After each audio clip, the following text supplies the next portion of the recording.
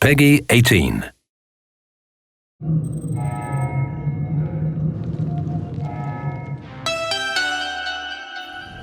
Here at Corinth, we're committed to unprecedented investments in the advancement of space travel and terraforming technology. Corinth is a private company that is run by Lamarcus Williams, who you will get to know when you play Directive 8020. They are fundamentally pioneers in space travel and innovation and essentially new beginnings. Would you look at that? Gets me every time.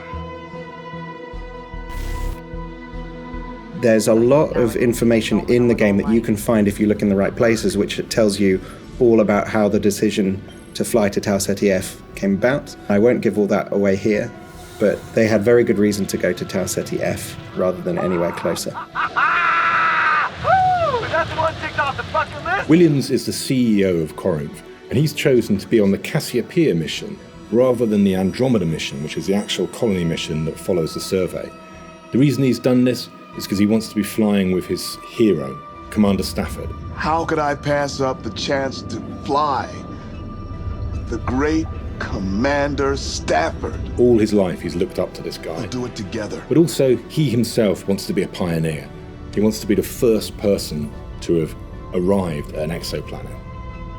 Corinth believe that Tau Ceti F is a good candidate to be a habitable planet because it's within the Goldilocks zone, which is true in real life as well, actually. And that basically means that it's not too hot, not too cold, and it has the potential for water to be on the surface, and basically it has the potential to sustain organic life. And that's the most important thing, really, because they're looking for humanity's new home. And Tau Ceti F is rough around the edges, which is why Williams talks a lot about terraforming. Kids playing in the park over there. Grocery stores on the strip. He's a very bullish, go-getter kind of character, and in a lot of ways he gets things done, but he can also rub people the wrong way quite a lot too.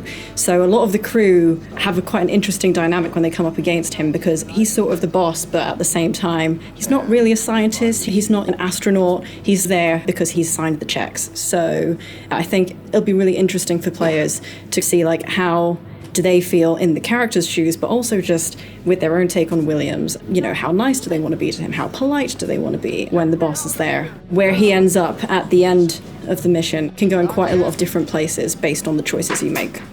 Out here, I'm just a part of the crew. Of course. There are quite a few little nods that we put in the backstory and the narrative and all the discoverables around the ship that allude to the previous games in the series. That's for the fans specifically, but there's also a lot to discover if you're just jumping into this universe, not only about the mission, but about life on Earth particularly. There's a lot of history around the company that funded the mission and the governments and why they decided to find a new planet rather than save the world. I think it's quite thematically important at the moment. And the interesting thing is this is hundreds of years after the previous games. So a lot has happened, and we only allude to a little bit of it. But we really hope that opens the players' imaginations to what could have gone down on Earth. We'll forge the way for the next great leap in human progress. Okay. He's good. I think there are a few things that a player might miss on their first playthrough unless they're really eagle-eyed. Well, at least they made the wake-up cake.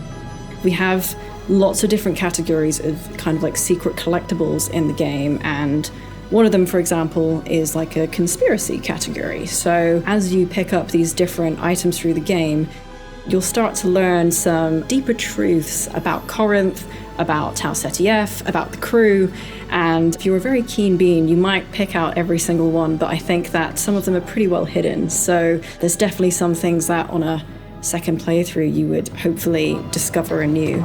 What do you see? A butterfly. Beauty. What about this? A secret handshake. A fortress. And this? I don't know. I see potential. History in the making. Secrets of the universe. I see whatever we want it to be.